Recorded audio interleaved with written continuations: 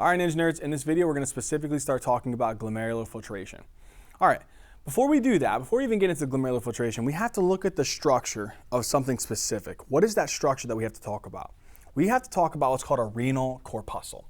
Okay, so first off, what is a renal corpuscle? Let's actually define what a renal corpuscle is. So renal corpuscle is two things, okay? The first thing is actually the glomerulus, okay, which is capillaries, which is a tuft of capillaries. The other thing is the Bowman's capsule, or sometimes they even call it the glomerular capsule, but we're just going to call it the Bowman's capsule. Okay, so two components of the renal corpuscle. Again, what are those two components of the renal corpuscle? The two components of the renal corpuscle is specifically the glomerulus, which is the tuft of capillaries, and the Bowman's capsule. Let's first talk about the glomerulus and the filtration membrane, which is a part of it, and then we'll talk about the Bowman's capsule. Okay, so let's first focus on the glomerulus. So if you notice here, this right here is the glomerulus, because this is the tuft of capillaries right here. So a glomerulus is like a tuft of capillaries. And here's what's interesting. If you notice, let's say that this is the vessel coming into the glomerulus. So this is feeding into the glomerulus. When it goes into the glomerulus, it's actually called afferent arteriole. Okay? So if there's a vessel that's feeding the glomerulus, it's called the afferent arteriole. And again, this is the glomerulus right here. Right here is the glomerulus. Okay, so we'll put that right above it. This is our glomerulus, which is our tuft of capillaries. Oh, what type of capillaries is within the glomerulus? That's really, really important. You know what type of capillaries are here in the glomerulus? They're actually called fenestrated capillaries. You know what fenestrated capillaries means? Okay, so let's say I take one of these endothelial cells and I zoom in on them. So let's say here's an endothelial cell. Okay, here's the nucleus of the endothelial cell. In this endothelial cell, it has little holes. Look at this. You see this little hole right there? Little channel, basically. That's a fenestration. There's another one over here, too. They have them all around these things. There's hundreds upon hundreds, maybe even thousands of these little fenestration pores on this endothelial cell. Now, these fenestration pores, what are they for? Let me explain to you what they're for. Well, first off, how big are these little things? You know these little things right here, these fenestrations are approximately about 50 to 100 nanometers in diameter. That's really freaking small. So about how much? 50 to 100 nanometers in diameter. So really, what can actually filter through this? Okay, you know within the blood you have your plasma, which is consisting of a lot of water and different types of solute molecules, right?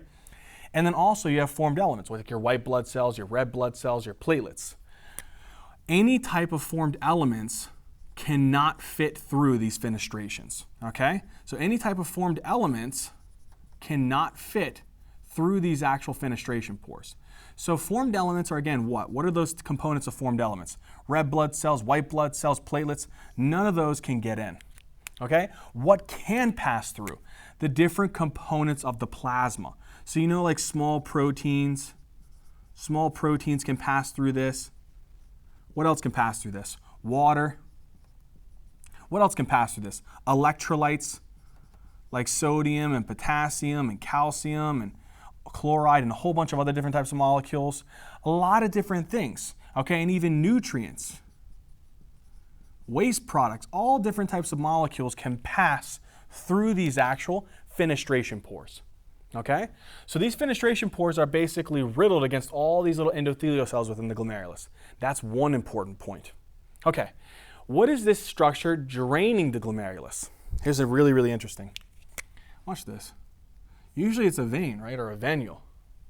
This is actually called the efferent arteriole. This is one of the only examples in the body in which a capillary bed is being fed by an arteriole and then drained by an arteriole, okay?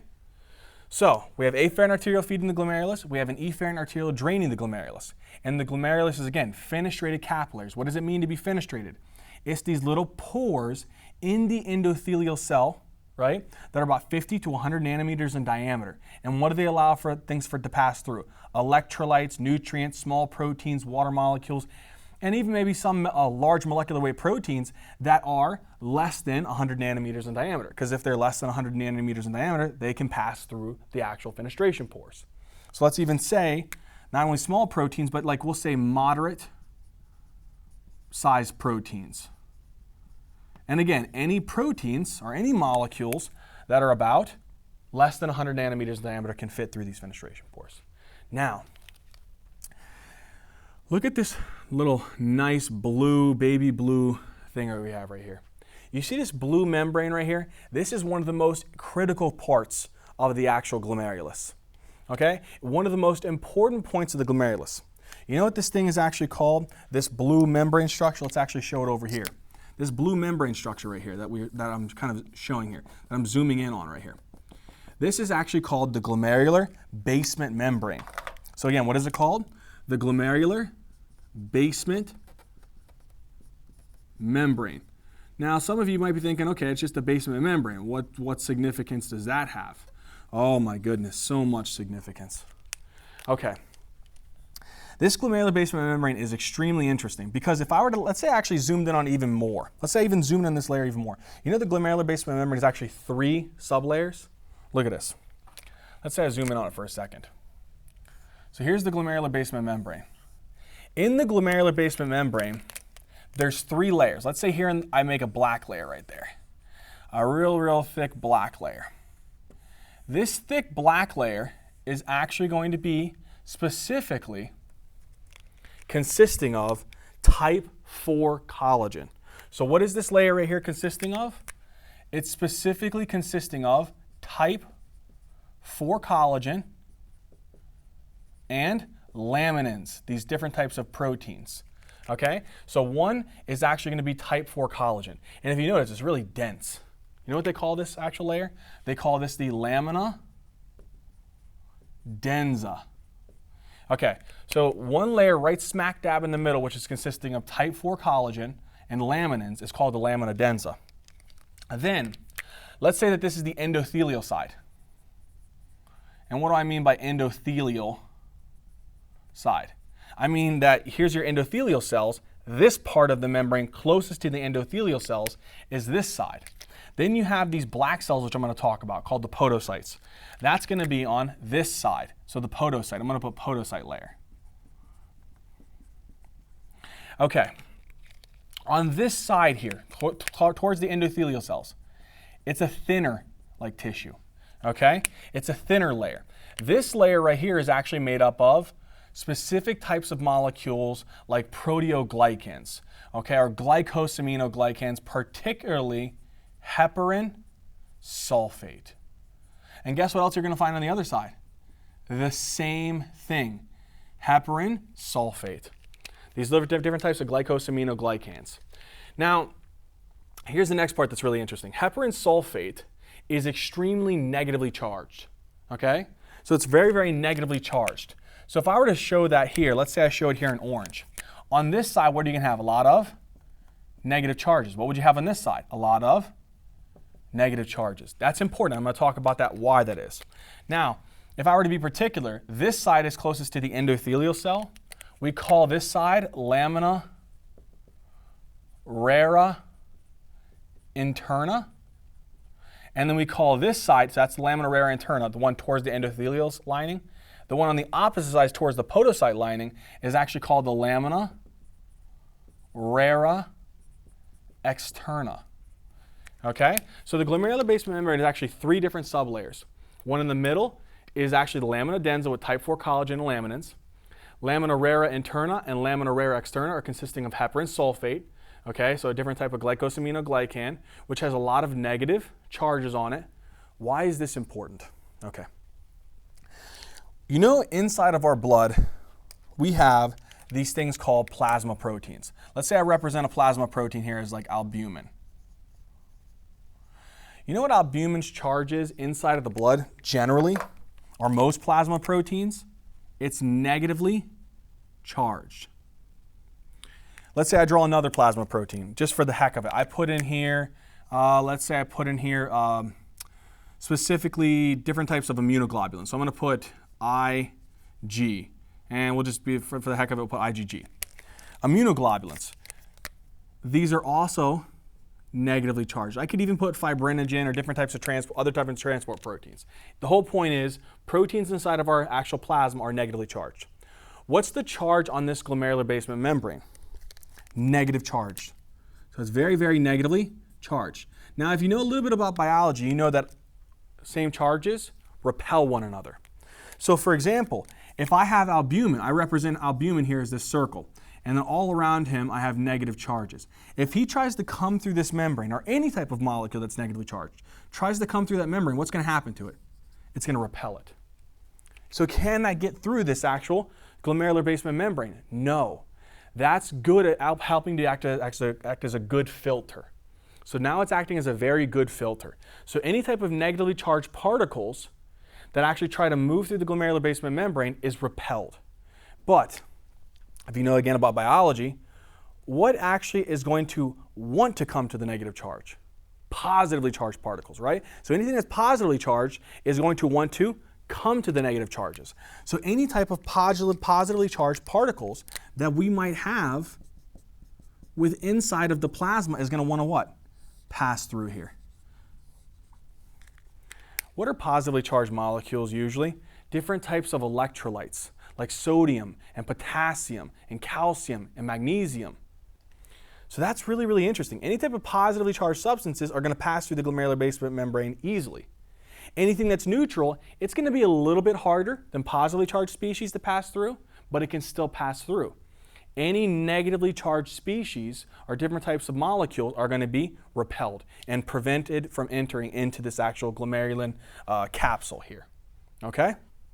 So, if it's big enough, like large molecular weight proteins or large different solute molecules, and they move through the fenestration pores, usually protein molecules are negatively charged, so they'll be repelled by the glomerular basement membrane. So we have two barriers so far, a part of this filtration membrane. So now we've developed what our glomerulus is really made up of. So let's actually write those two things out. What are the two components? One is actually specifically the endothelial lining, which is what? Fenestrated, guys. Remember that. With the fenestration pores, which are approximately about 50 to 100 nanometers in diameter, which allow for certain things to pass through. What's the other component of the glomerulus? The other component of the glomerulus is I'm just going to put glomerular basement membrane, GBM, right? And this is important because he has negatively charged surface, which repels negatively charged particles. So if you think about it like this, negatively charged particles are repelled. Positively charged particles move through. Any neutral charge will also move through, but not as readily as positively charged particles. Okay? Those are the two components of the glomerulus. Now, what about the Bowman's capsule? Okay, for the Bowman's capsule, there's actually two different components. One is actually the parietal, and the other one is the visceral layer. But specifically, these are your podocytes. Okay, so now let's look at this. Okay, so we talked about the fenestrated capillary endothelium. We talked about the glomerular basement membrane. Now we're going to talk about the visceral layer of the Bowman's capsule, specifically the podocytes. These podocytes, you know what podo actually means foot, so it's foot cells. So if you see at the end part, it has these little different foot processes, okay? These have in between the podocytes. So let's say here's a podocyte. So let's say this is podocyte 1, and this is podocyte 2. Podocyte 3, podocyte 4, podocyte 5. In between podocyte 1 and 2, there is a specific type of protein molecule. Look at this. You see this? It's kind of like interconnecting here. So here's another one, interconnecting. Here's another one between 4 and 3, interconnecting. And here's one between 4 and 5, interconnecting. And you see what these little orange molecules are that are interconnecting our podocytes? This is actually called a very important protein. I wouldn't be mentioning if it's not. This molecule right here is actually, this orange molecule is called nephron. Now, nephron is important because there is certain types of conditions in glomerular nephritis where you can actually have mutations within this nephron protein, Why is that significant? Because you know nephrin is really, really important for being able to control what's actually making it through what. What so far would they have to go through to get to this point? They'd have to go through the fenestration pores.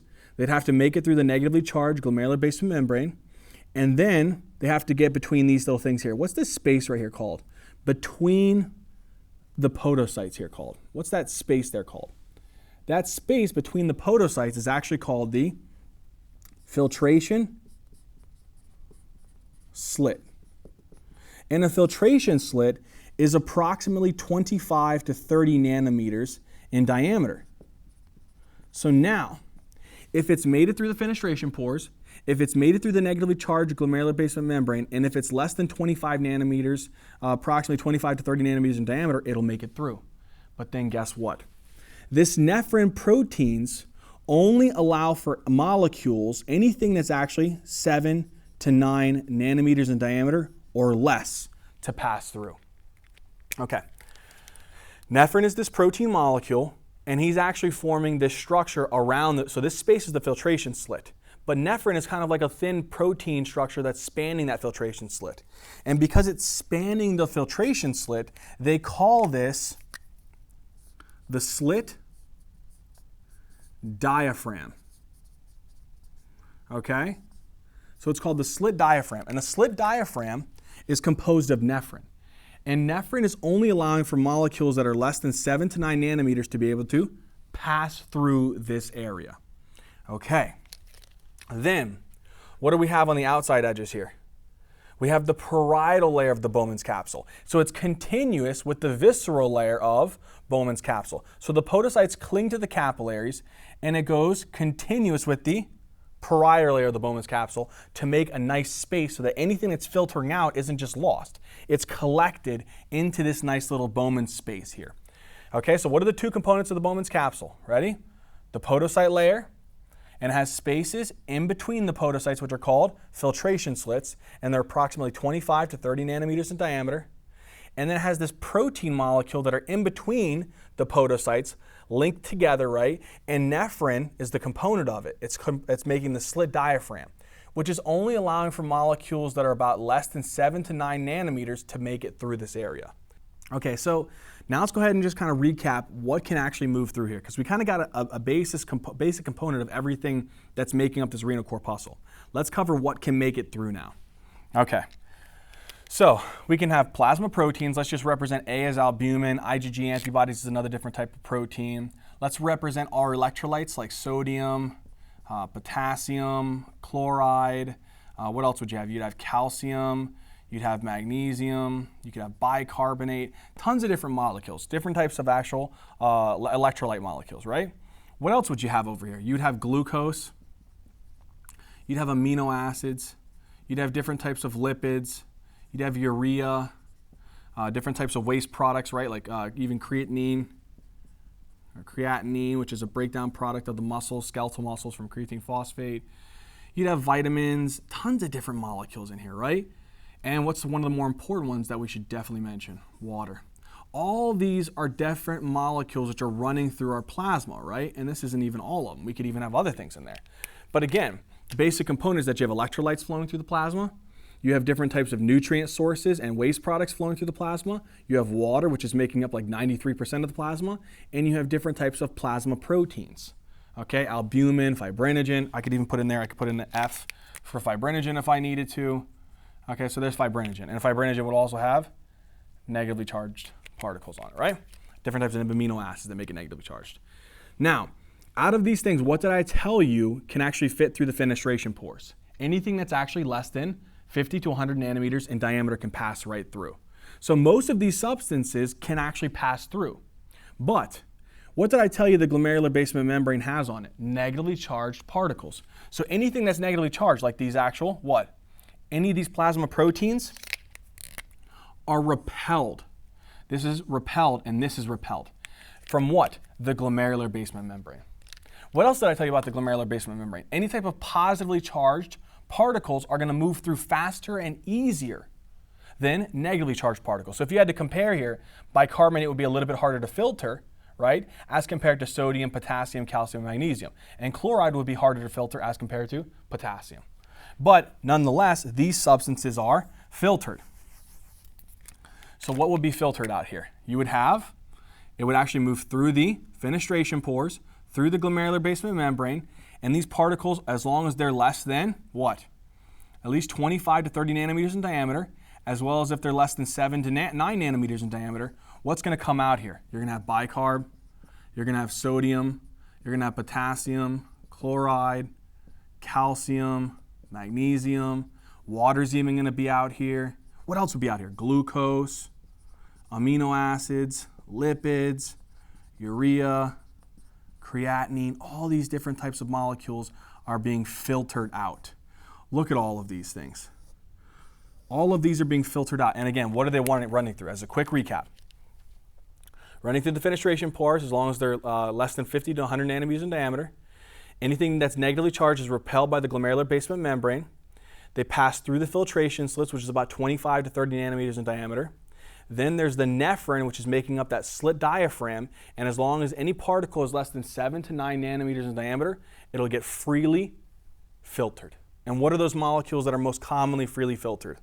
They are glucose, amino acids, lipids, urea, creatinine, different types of electrolytes, even lactic acid and vitamins. Different types of molecules are filtered out. And then where will they go? They'll move out here into the actual what? Proximal convoluted tubule. Now, one more thing before we go into these pressures. Okay. Let's say by some chance, some type of macromolecule gets through the fenestration pores, gets through this actual glomerular basement membrane, and gets hung up in this filtration slit by the slit diaphragm. What are we going to do with that? It's just, let's say it's actually dangling. Let's say here it is. Let's say somehow albumin is just freaking dangling from this thing, okay, like a monkey. Look what happens. You see these cells out here?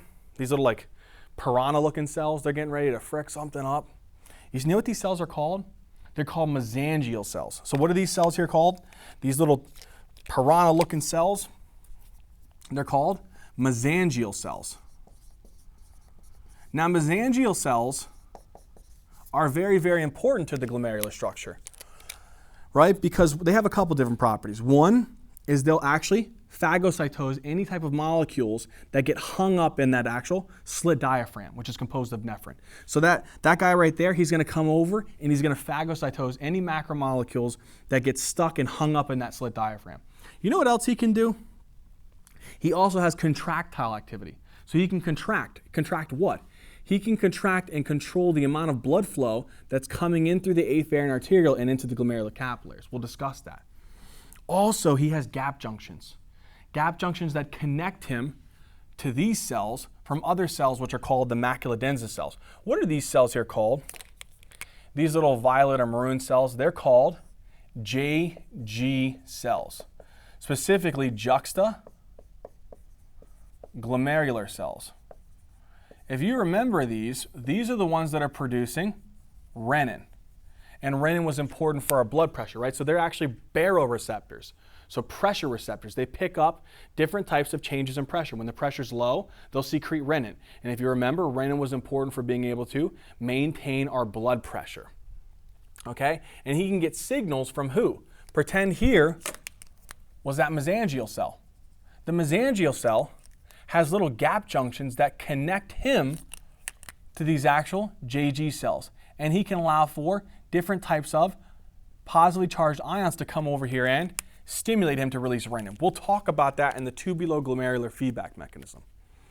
Okay, so we've covered a lot about the actual glomerulus and the Bowman's capsule and everything it can filter, what allows for it to filter. I think we've done pretty good on this. Now let's come over here and let's cover all the pressures that are involved in this. What's actually allowing for this net filtration? So what did I say? Net filtration. So what are we going to talk about now? We need to talk about the net filtration. But you know, nothing likes to move on its own. It has to get a little bit of a push. So you have to apply some pressure, okay? What is that called then? We're going to talk about net filtration pressure. Because you know, when we're talking about things that are being filtered, it happens over a given period of time. When something is being filtered over a given period of time, and where is it occurring? It's occurring in the glomerulus. So there's what's called a glomerular filtration rate. So there's a glomerular filtration rate. And generally we describe this as the amount of fluid that's actually being, plasma volume that's actually being filtered out of the glomerulus and into the Bowman's capsule for every 1 minute. So we refer to this as the volume of plasma that's being filtered from the glomerulus for every 1 minute. On average, that's about 125 milliliters per minute. Now, some of you might be like, where the frick did that come from? Let me explain to you. Every 1 minute, okay, there is approximately 1,200 milliliters of plasma flowing through the glomerulus. So for every 1 minute, 1,200 milliliters is flowing through this area. Now, out of that 1,200 milliliters, only 625 milliliters per minute are going to be used in this filtration process. So 1,200 milliliters per minute are passing through here. But out of that 1,200 milliliters, 625 are being used in the filtration process. The remaining amount is passing by. So now what's actually leaving then? So 1,200 is coming in, 625 is going to be used in this filtration process, but 575 milliliters per minute is actually going to be leaving out. Now, here's what's the interesting part. Out of that 625 milliliters per minute that you're actually going to be coming out of this, here's what's crazy. Only 20% of it is actually going to be filtered. Okay? So 1,200 milliliters is passing through here. 625 milliliters we're going to use for this filtration process. But out of that 625 mils, we're only going to really filter 20% of it. What is 20% of 625? That is actually 125 milliliters per minute. Okay? That's where we get that glomerular filtration rate. Okay. Now that we've done that, we know specifically how we get the glomerular filtration rate. But now we got to talk about factors that are affecting the glomerular filtration rate. What's actually affecting the glomerular filtration rate? So in other words, what can increase it, what can decrease it, so on and so forth. Okay, so the first part of it is the net filtration pressure. Now, net filtration pressure is consisting of the forces that are trying to push things out. So pressures trying to push things, so I'm going to put pressures forcing out. Okay, so let's take a look at those pressures. But then it's also dependent upon the difference of the pressures forcing things out minus the pressures pulling things in. So pressures pulling in. Okay, let's look at these two different components here because glomerular filtration rate is dependent upon this and something else that we'll talk about in a second.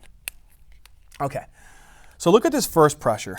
This first pressure here is actually going to be called glomerular hydrostatic pressure. Now, glomerular hydrostatic pressure is actually trying to push things out of this capillary. Okay? So he's trying to push things out of the capillary. That's what glomerular hydrostatic pressure is. Now, generally, as blood is flowing through here, okay? So let's say blood is flowing through the afferent arteriole, right? Because this is the afferent arteriole, and this is the efferent arteriole. When the blood is flowing through here, the glomerular hydrostatic pressure is defined as the pressure that's trying to push the plasma components out of the capillary and into this actual Bowman space. So that's what glomerular hydrostatic pressure is. It's defined as the actual forces that are trying to push the plasma, a specific volume of the plasma, out of the glomerular capillaries into the Bowman space. This number, on average, is about 55 millimeters of mercury. Okay, that's the average glomerular hydrostatic pressure. Now, there's another pressure. There's a pressure that's exerted by specific types of plasma proteins, like albumin. Albumin is trying to be able to keep things into the blood. He doesn't want things to leave the blood. Okay?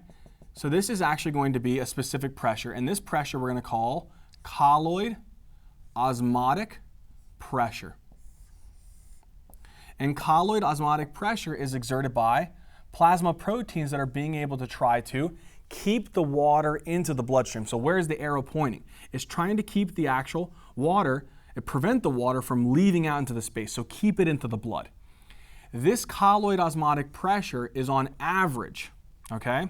On average about, specifically, 30 millimeters of mercury. So about 30 millimeters of mercury, okay? So 30 millimeters of mercury for the colloid osmotic pressure. And that's exerted by who? Albumin. Now there's one more. As fluid is being filtered out here, right? Think about it like a funnel. So here's the fluid, and it's trying to filter down into this little funnel right there. As the fluid is trying to filter in through this area, what happens? If you try to pour a lot of fluid into a funnel at once, what happens? It overflows, right? Same thing is happening here. As you start trying to push fluid out into this actual Bowman's capsule, there's a narrow filtering process here. So some of the fluid can start backing up and backing up and backing up and exert a pressure that wants to push things back into the actual capillary. What is this pressure called? It's trying to push things back into this capillary bed. This right here is called capsular hydrostatic pressure. This is called capsular hydrostatic pressure. So the capsular hydrostatic pressure is the pressure that's being exerted by the actual pressure built up within the Bowman's capsule. And as it's trying to drain, there's a back pressure that tries to push fluid back into the actual glomerular capillaries. And this, on average, is approximately 15 millimeters of mercury. Okay. So now we have all of our basically all these pressures that are pushing things out and all the pressures that are trying to pull or push things in. Technically, there is one more pressure that I could mention here, and it's zero though. So it's not really necessary to mention it. And the reason why is there's a pressure that you can technically consider out here. And then let's say there's a pressure trying to pull things into this actual Bowman's capsule. That pressure would technically be called the capsular osmotic pressure. But what do we say? As long as the filtration membrane is nice and kept intact and it's not going to have any type of fluctuations in its activity, there shouldn't be any type of plasma proteins out in this area. So if there's no plasma proteins into this area, can there really be any osmotic pressure out here? No. So normally the colloid osmotic pressure in this area is 0 millimeters of mercury. That's why we don't even really consider this one into the equation. Okay? So now let's come over here and let's look and see what we got now. So if we take the pressures trying to force things out, or even if you technically think about it, the colloid osmotic pressure trying to pull things out, what is the pressures associated here? So technically we could say the first pressure is the glomerular hydrostatic pressure plus the capsular osmotic pressure, technically, right? What was the glomerular hydrostatic pressure? It was approximately 55 millimeters of mercury. And then what was the colloid osmotic pressure? It was approximately 0 millimeters of mercury, right? Assuming normal activity. What were the pressures that were trying to pull things in? It was the colloid osmotic pressure, right? And that was actually trying to pull things in via the albumin. Then there was actually going to be the back pressure of the capsule trying to push things in, which is called the capsular hydrostatic pressure. What's the colloid osmotic pressure on average? It's about 30 millimeters of mercury, plus the capsular hydrostatic pressure, which is about 15 millimeters of mercury. If you do 55 minus approximately 45, what's your net filtration pressure? 10 millimeters of mercury. Okay, now from this we can derive a specific concept that due to these pressures, any fluctuations in your net filtration pressure directly affects your glomerular filtration rate. So then, in other words, your net filtration pressure is directly proportional to your glomerular filtration rate. So in other words, any increase in net filtration pressure increases your GFR.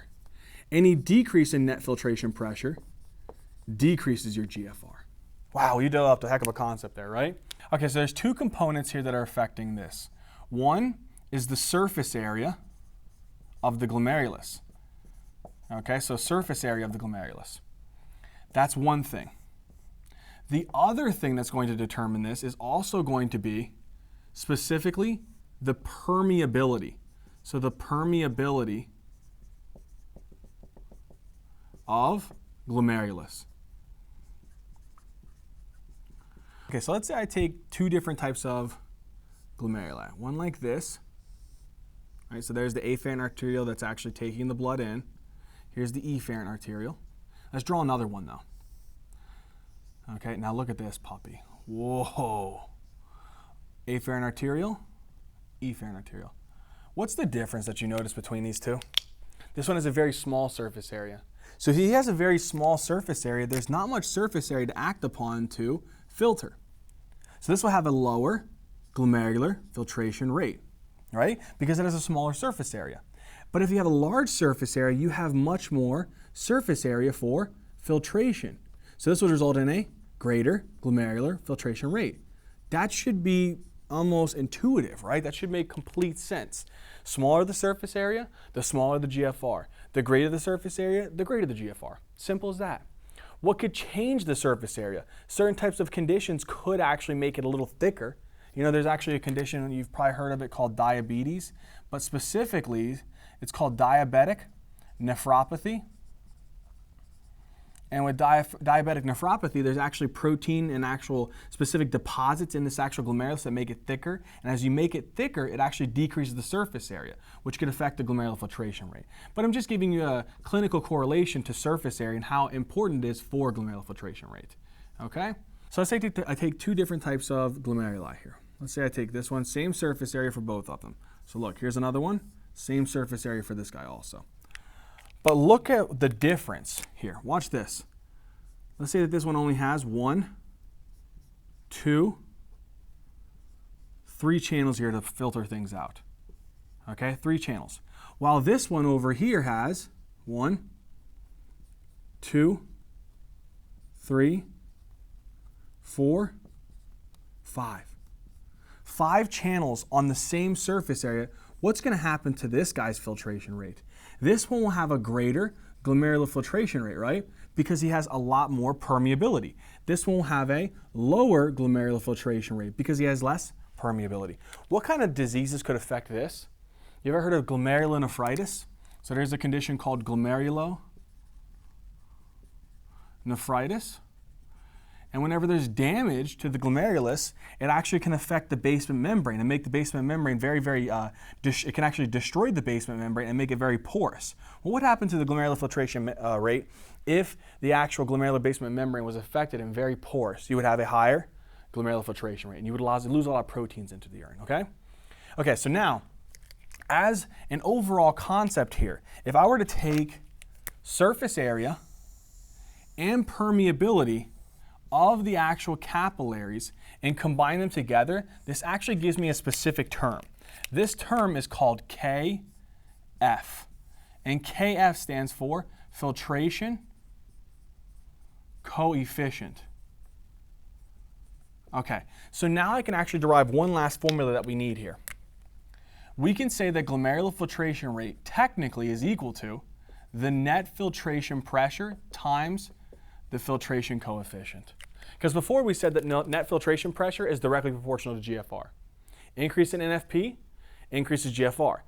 Filtration coefficient is dependent upon surface area and permeability of the glomerulus. Any fluctuations in the filtration coefficient also directly affects the glomerular filtration rate. One last thing here, guys. Let's apply a clinical correlation to these actual net filtration pressure because I think it's significant, okay? So let's say that I take these 3 different pressures here, the most important ones. The glomerular hydrostatic pressure,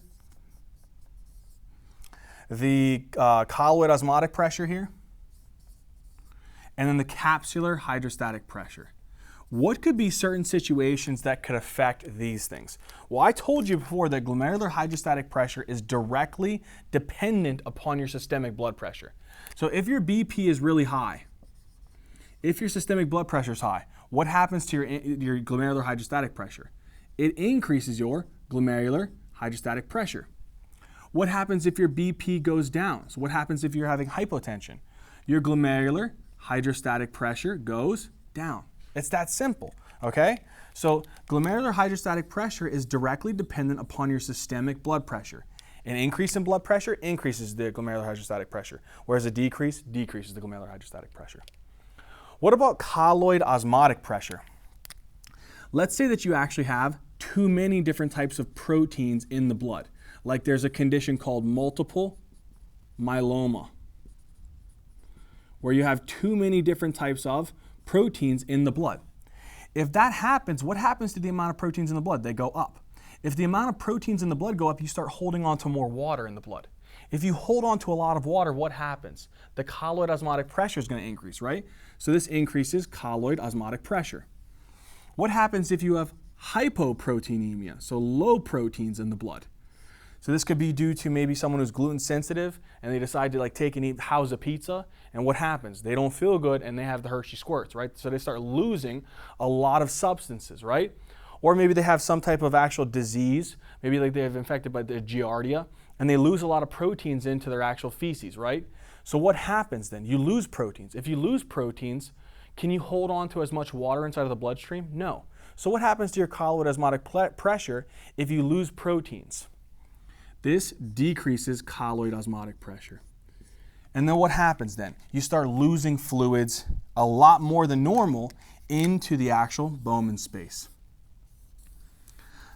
Okay, what about capsular hydrostatic pressure? Well, let's say that you get like a freaking massive kidney stone stuck in your nephron loop or something like that, right? So you get what's called a renal calculi that's greater than 5 millimeters in diameter, and it gets stuck. So a renal calculi, right? So just a kidney stone, greater than 5 millimeters in diameter, so greater than 5 millimeters in diameter, and it gets stuck in one of the actual nephron loops. So let's say here's your nephron loop, and then here's your actual Bowman's capsule. If you have a stone stuck there, what's going to happen to the pressure? It's going to start backing up and it's going to start increasing and trying to push things back into the glomerulus. So what would that do to your capsular hydrostatic pressure if you had like a kidney stone? It's going to increase your capsular hydrostatic pressure.